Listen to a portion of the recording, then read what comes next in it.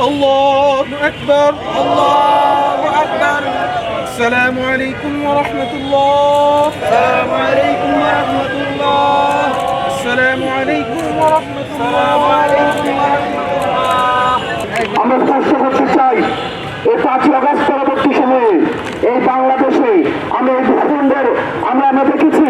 আমাদের সার্বভৌমত্ব এবং স্বাধীনতা টিকিয়ে দিয়ে আওয়ামী লীগ তার ক্ষমতা টিকিয়ে রেখেছে। আমরা 5ই আগস্ট পরবর্তী সময়ে আমরা এই